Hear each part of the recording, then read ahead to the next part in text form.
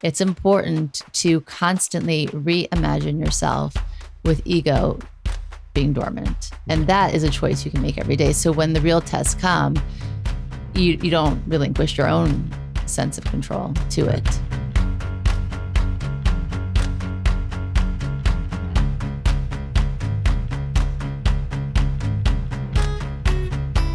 Hello and welcome to Spiritually Hungry. Summer Snacks Edition? Well, it's our send-off full edition before. Is it really? That's not what I planned for. Well, I thought we were doing a Summer Snack Edition. This won't be the first time that you misunderstood the directive. So something happens to all of us in summer. We slow down. We allow a little more time. Do we really, though? We allow a little more time for... You remember what it felt like when you were a kid? Oh my God. It was such joy. Do you remember that, right? The last day of school, you knew that you were free. Throw away your binders and notebooks.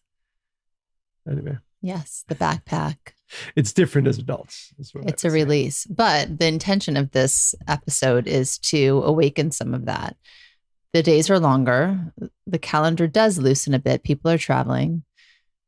We have an urge to begin again. Often people don't respect that urge, but that is there. They might try a new class or get curious, something they've been putting off forever. Like now would be the time to kind of revisit it. I'm doing it. There's certain people I've spoken to that are That's kind a of Mumford & Sons lyric. Begin again. Well, there you go. Album. That's one thing you do in summer, which is very exciting. We're going to see Mumford & Sons. I got it. Are you going to stay on track today? You definitely, you're in summer mode for sure. You should take off the button down collar shirt and put on like a polo. Here we go. So my intention is not just to talk about what kind of things we could do that are novel. It's more about creating who you want to become, because I think that's for every day, but why not take this season with all of the looseness in the schedule to focus on that? So the season is not asking us, what do you want to do? It's more about, or what do you want to accomplish this summer? The question really should be, who do you want to become this summer? And I like to pose it in those kinds of small things. People often have those big questions like, what do I want this year? What do I want in 5 years? But really, let's just break it down to summer. And in that summer, who is it that you want to create? So the first, accomplishments are more about behavior. What I'm positing is more about consciousness. I have more to say. You don't interrupt me. I'm bracing myself. No, I'm scared now. Yeah, sure. We're going to get some more hate mail from our listeners. You don't get hate mail. No. I should say there's one word that came to mind, which I've been thinking a lot about recently, and that's the word imagination. Mm-hmm. And it's different than creativity, right? Creativity is the ability to create. But imagination is creating outside the box, thinking in a new way about things, about yourself. And I think it's really important to have imagination about our life. I think we're not often, but I'd say maybe there's 3 stages of the way we live our lives. One is that rote, right? We wake up, we get our kids food, get them off to school, we work, we come home, sleep, cycle repeats itself to one degree or another. That's definitely not something you want to maintain. And then there's creativity. So you find new ways to do things. Maybe you're more creative as a parent. You're more creative as a spouse. You're more creative as an employee or as a business owner. But imagination is, what if something was completely different, right? So not creating something better, but imagining something completely different. And I think that could be taken very widely. I really would ask our listeners now and throughout the summer, which are maybe more imaginative times, right? If we look at and by the way, Kabbalistically, we view the cycles of life and the way people live their lives are not coincidental. There's a reason why, the summer is the summer, not just because it's hot and people decided at some point school year will be 10 months and you get 2 months off. But there's an energy, like you said before, and that's a divine energy in the summer to be more imaginative. Well, it's reminding me of a Taylor Swift lyric, in your wildest dreams. If you think about it, the things we dream about, like I woke up one morning this week and I turned to you and I was like, this is my dream. And it was so great. And this is what it was like. And in great detail and color, even smell. I remember so many things about the dream. Now, I can tell you factually that dream I had will never come true. Should I remember which one? About Elijah. But I experienced You it never know. as, well, not the way that I dreamt it anyway. Yeah. But I experienced it as though it had occurred. And I woke up feeling like I had that experience. And that experience made me happy. And so it put a smile on my face when I woke up. That's kind of what we're talking about. In your wildest imaginations or wildest dreams, what could you imagine to be possible, and start to sprinkle that, to live that? And I would give a very concrete way to do that. And that is, ask yourself a question: what gives you joy today? Right? I know in my life, there's a lot of things that I enjoy doing, that I feel I should do, I must do. It's the right thing to do. It's my life's purpose.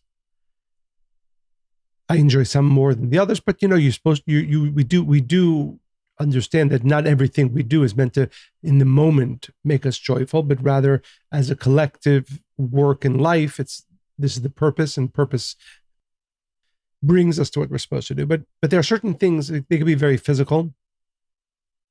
They can, like for us, going to concerts, for example. And we often think, I'll do this much, right? But why not double that, right?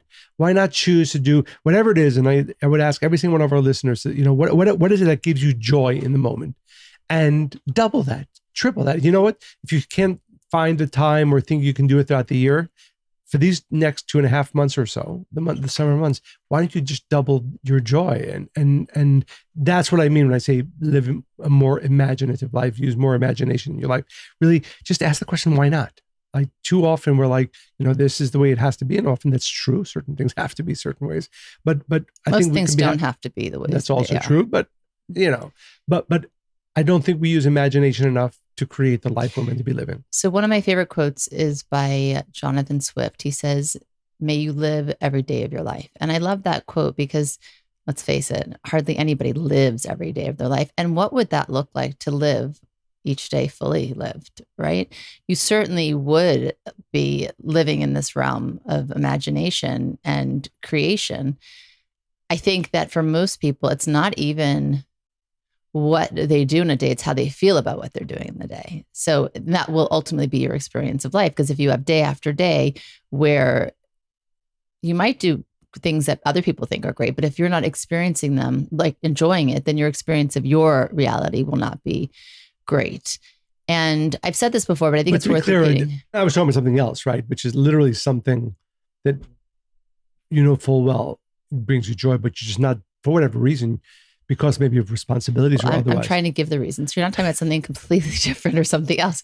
I am supporting what you're saying, and I'm bringing it down in a way that is practical and applicable.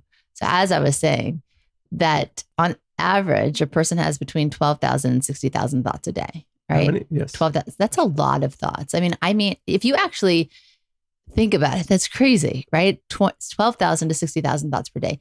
80% of those thoughts are negative. 90% of those thoughts, 95% of those thoughts are repetitive, right? So my support in what you're saying is, where is your head day to day? If you're busy thinking a negative thought, for instance, and then you repeat those thoughts over and over again, you're not actually thinking, how can I go and imagine a new anything? You're stuck in this loop. So I think summer is a perfect time to reset that and say, okay, what are the thoughts that I have on repeat and on loop every day? I can eliminate those already. I can decide I'm not going to put energy there for summer. That's it. And start to allow, you've created all this space to imagine. Right. Because for most people, it's like, yeah, that's a nice thing, but I don't have time. But actually, we've now created hours of time in a day if you just replace the negative, the repetitive with something new. You see how that supported your suggestion? Absolutely. Thank you. So if we talk about this time of imagination and maybe off the road way of life, there's one thing we've spoken about, which I think is really important. I shared about this in a lecture recently. And it's something, again, it's not a new topic, the ego. But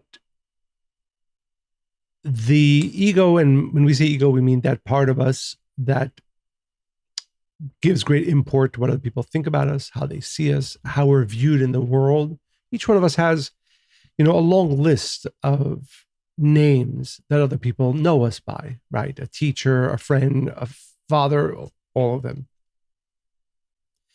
And what happens in life is that the way we're viewed, what we call the ego around that becomes very important. Like I always say, as a teacher, if everybody thought I was an idiot, that kind of would be a problem, right? Because nobody wants to study from an idiot. And that is true about you're running a business. Everybody thought you were stupid, right? It wouldn't work. But a lot of buying into that name. It also wouldn't work if you were stupid. It definitely wouldn't work if you were stupid. Okay. But the problem in life is that we buy into, and where it has zero consequence, right? We buy into the ego, which is identity and the importance of people seeing us in a certain way. And what we don't often understand is that holding on to that identity blocks new things from entering into our lives. So, for example, there's a Kabbalistic teaching that says that every Shabbat, every Saturday, there's a new level of soul that is meant to enter into the individual. And I ask the question, even people who've heard this teaching for years, tens of years, does anybody ever really experience that? Do you really experience like a new soul, which would mean a new way of looking at things, a new inspiration, new wisdom? Like really, what it would mean to really double your everything? And like a reset in that moment. Right. I would say most people don't feel that. Why is it that most people don't feel that? And the answer is because when you're holding on to who you are, that's who you can ever remain.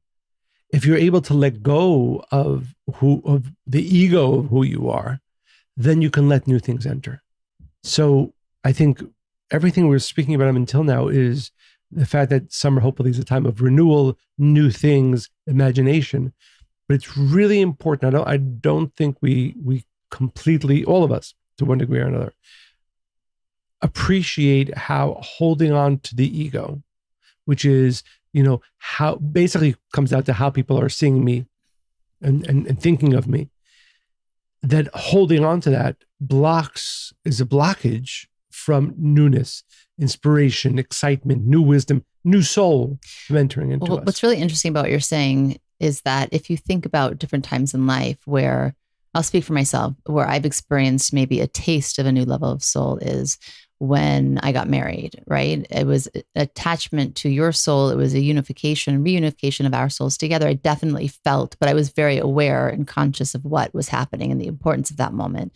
And I also had prepared spiritually for that. Same thing with every time I carried a child inside of me, there was an expansion of soul, of self. And of course, then when that child came into my life, again, expansive. So any of those expansive moments tasted hints of that. And I think that there's something that people, I think, can be curious about. What areas in their life are they being called to expand? Because when you're in an expansive state, you actually need to be a bit humble because you're going to a territory that's unknown. It's new. You don't have experience. It's your first time. And therefore, you're open to receiving and removing the ego a bit more. And I think from that, you definitely get an expansion or an additional aspect of soul to you.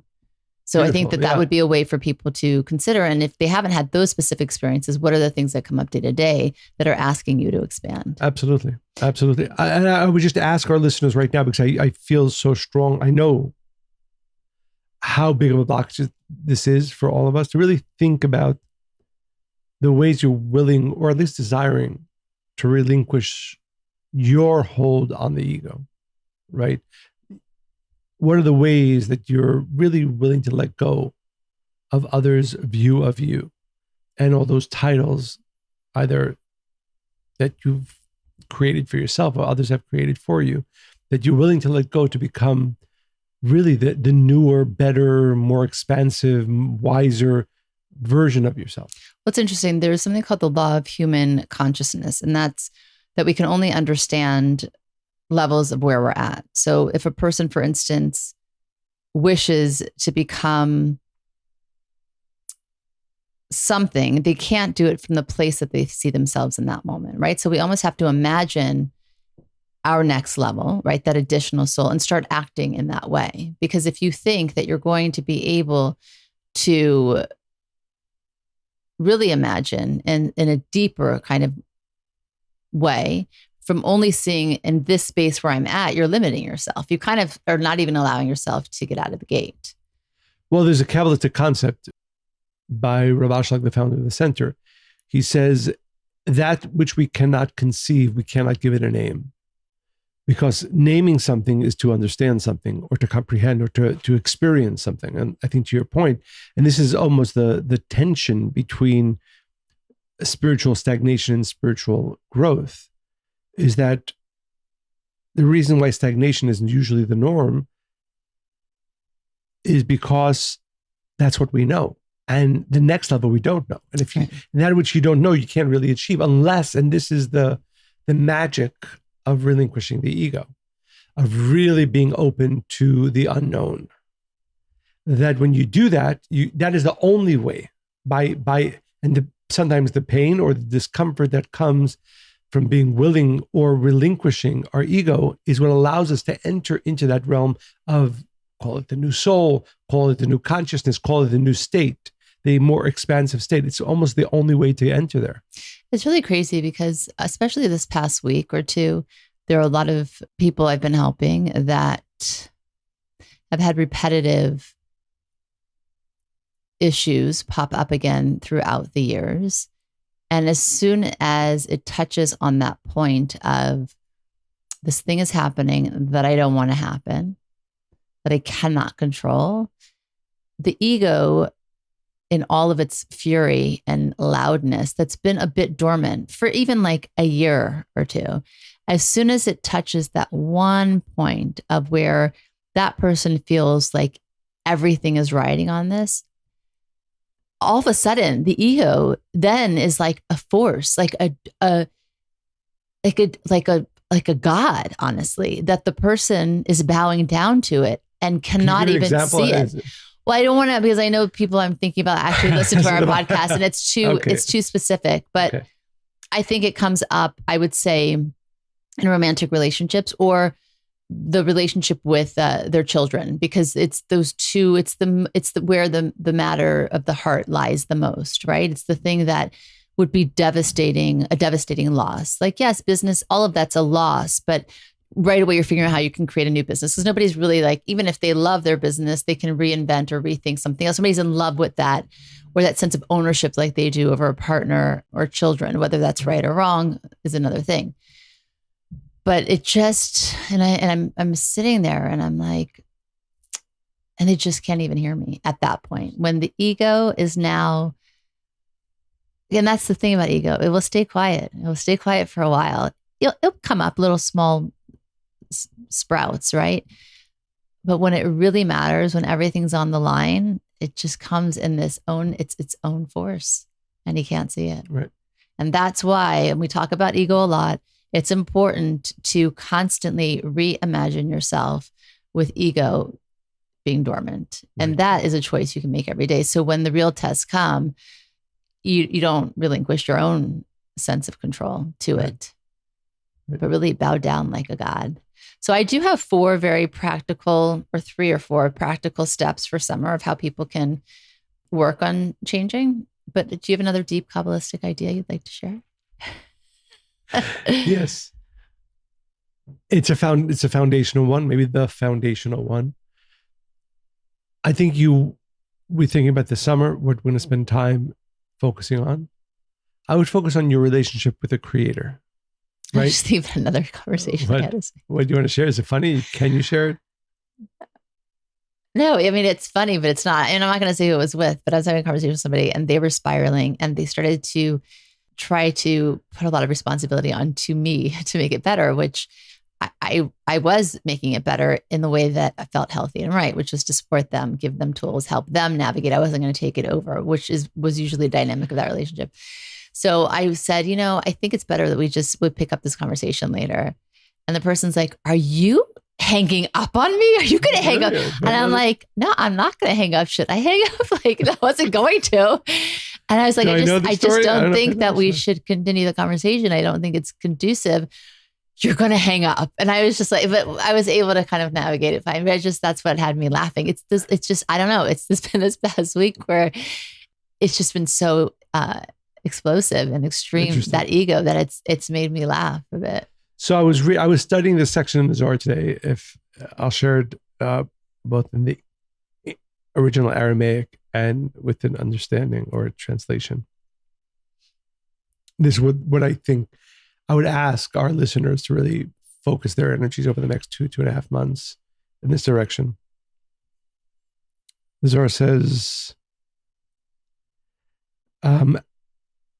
see how much a person needs to spend the time to look inside into their heart, into their soul every single day.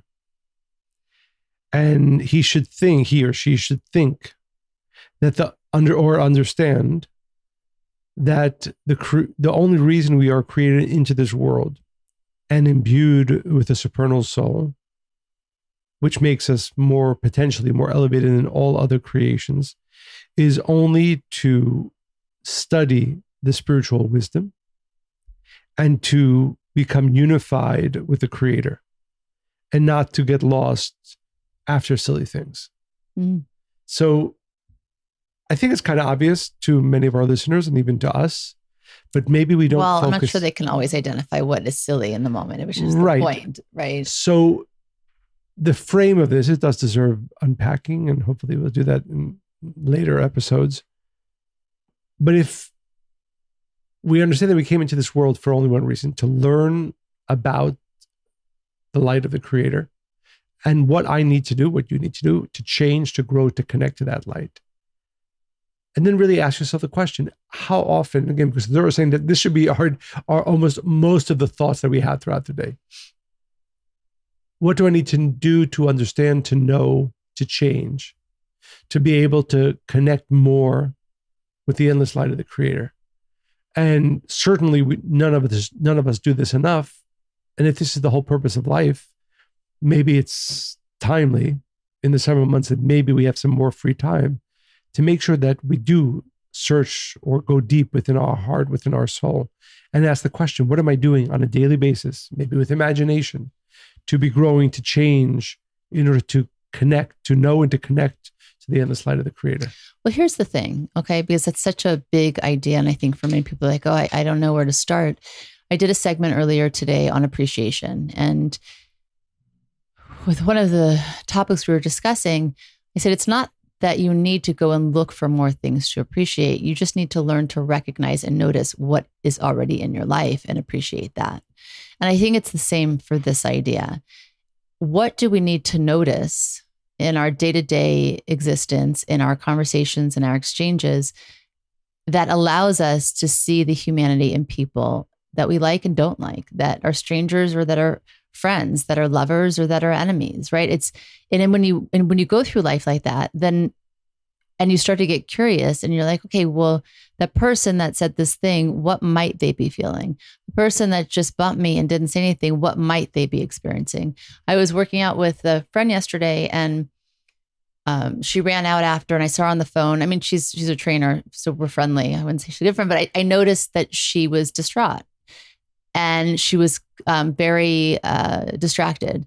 So today when I saw her, I said, is everything okay? I noticed, that you weren't. And she's like, oh, my boyfriend went to this whole thing with the health thing. And then I was able to give her advice, and now they're taking it. And it made me so happy. I don't know if it's going to help or not, but the fact that I noticed it and then I could offer some kind of solution when they didn't have anything. They were just really scared, right? And I think that that's the point. And that was somebody that I like.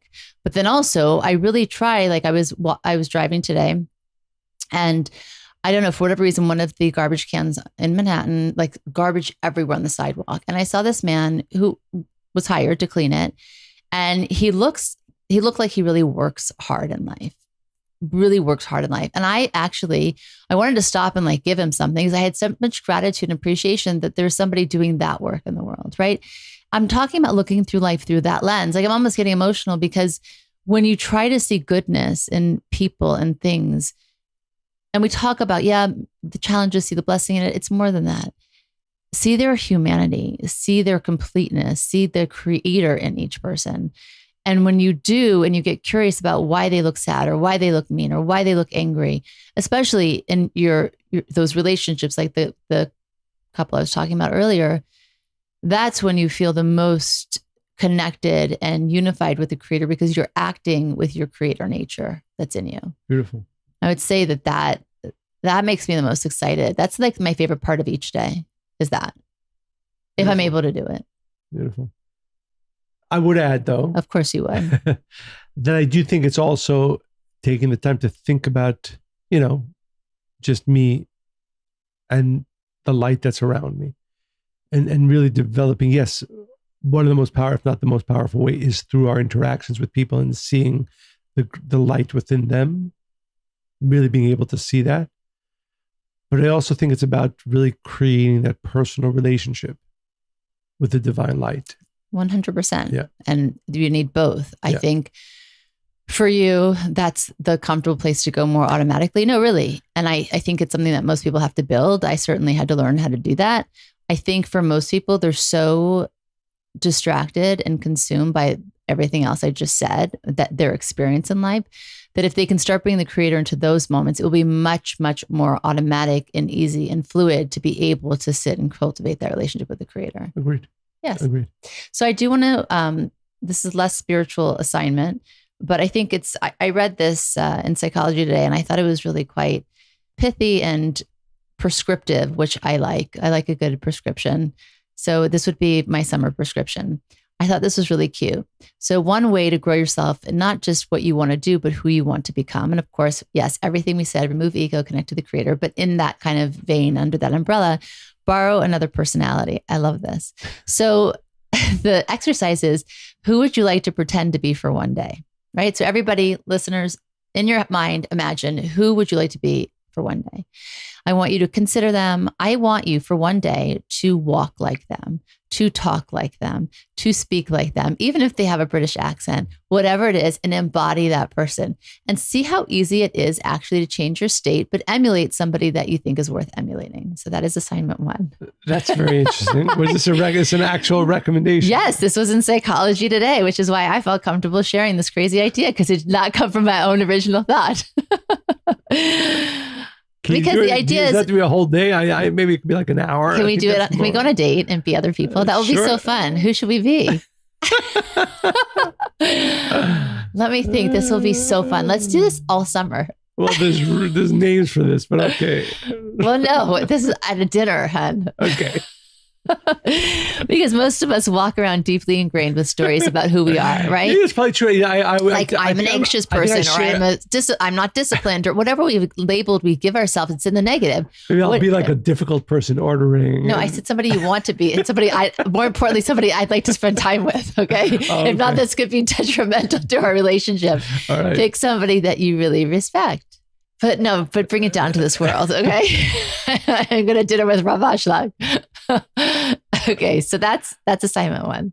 I think it's really cool. It's something. The next is, this one didn't really speak to me because I feel like, but I think it will for some. It's get more done together. It's called body doubling. So let's say you want to work on something, but you work from home, and every time you walk in the house, you get distracted. But if your friend is on the computer and you're on the computer, it can be muted, but you see each other working or check in with each other, you get a lot more done. So I think for anybody, like, let's say you want to write a book, or you want to start something new, or use your imagination, this could be a good way to stay in that and hold yourself accountable. I thought that was cute. I love this one. Hug it out. So, I'm a big advocate for hugging throughout the day, especially when people need to repair. You need to hug for at least 7 seconds or longer. But there's this idea that we know what it does for the body. It boosts oxytocin, the hormone of love and bonding. It counters the body's stress chemicals. It helps lower blood pressure. Chronic inflammation. It does a slew of things. But also, I thought this was really interesting. They did a study in 2019 in Germany, and they wanted to see whether people lead with their right arm or their left when they go to hug someone. And I've been thinking about this every time we hug. I just didn't tell you about this yet. So you've been testing me? I was testing this. I wasn't testing you. So we should be married, you're saying. So most people tend to reach out with their right arm first. If their right is or left, doesn't matter. No, it does not matter. But I open both hands. No, with me, you don't. Think about it. I think I do. No, I can tell you for a fact. Because you've been keeping notes. I didn't realize you're keeping notes on my hugs. What else? I pay attention to it all, buddy. First, I was paying attention to what I do, and then I was paying attention to what you do. And this is true. They found that people who are in long embraces, so people that they're more intimate with, they actually shift to the left. And they think it's because the right hemisphere of the brain, which controls the left side of the body, processes emotions. So the more emotional you feel, you will lead actually with your left, which your right will lead into each other versus with a stranger. So anyway, I would say hug.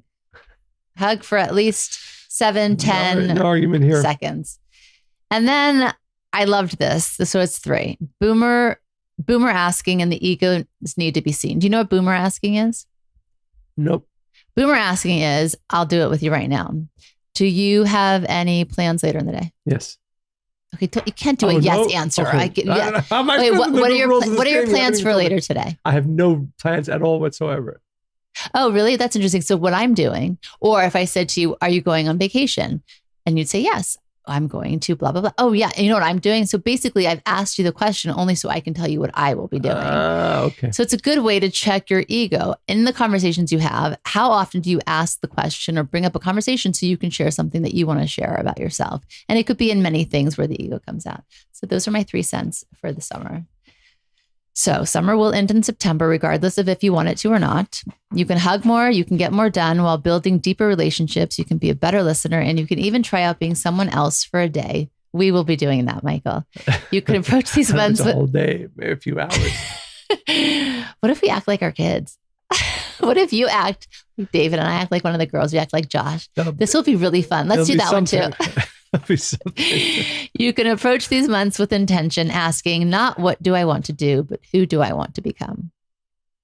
And we're going to be back through the summer with Scooby Snacks. Exactly. It's interesting, as I was reading through some of the emails that our listeners have been sending in, there are 2 that came to mind. They're relatively short, but they also brought me certainly to something else we can ask our listeners to focus on for the summer.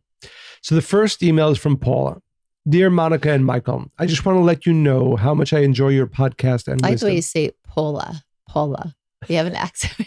I'm trying on this new personality. Who are you? Okay, I'm sorry, Paula. Go ahead. I come from a different spiritual background, the Church of Jesus Christ of Latter-day Saints. Everything you share is so positive and resonates with my soul. Love you guys. Thank you for the work you do. Paula. Paula. There you go. Thank you, Paula. That was the first email. The second. Do you ever get that if you say a word over and over again? You don't know what it sounds like anymore? Yeah. No, but you don't even know how it should sound anymore. Yes.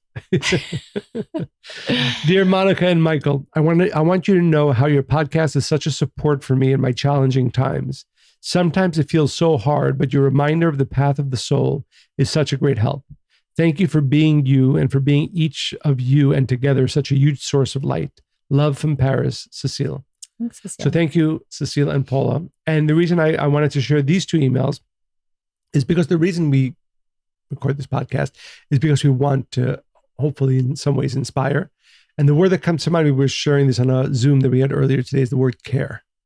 So what I would really like to inspire our listeners this summer is to really take the time to care. And care doesn't, again, we care for our friends, for our family, for those in our inner circle. But let's try to care outside of that. And let's try to care in ways that make us uncomfortable. And let's try to care in ways that are not natural to us. And one of the most fundamental spiritual laws is that if you go out of your way, out of your nature to care for others, the blessings and the transformation, which hopefully this summer will be for all of us, will be endless beyond that. So we hope that we've given you some food for thought. By the way, it's funny, as a complete aside, I was wearing my Spiritually Hungry hat today, and literally every 5 feet that I was walking, there was two women who walked by me, and they said out loud just to each other, "Spiritually hungry," and started a whole conversation as they continued walking by. Did you say it's a podcast? And I turned around and smiled at them. And then, I was listening to I was listening to my AirPods, and then I walked to another guy, and he's like, and he started smiling. By the way, guys, people are nicer to you when you're wearing this hat. Everybody should wear this hat. By the way, if you don't have your spiritually hungry, yeah, go get it. Word. So, as always, we will continue reading your emails throughout the summer. So, remember to share this podcast with everybody you know. That's one way to care. To write 5-star reviews on Apple Podcasts, anywhere you hear this podcast. Continue to write all of your questions, comments, inspirations, summer thoughts to Monica and Michael at spirituallyhungry.life. Monica and Michael at spirituallyhungry.life. And as always, we hope you enjoyed listening to this podcast as much as we enjoyed recording it. Stay spiritually hungry.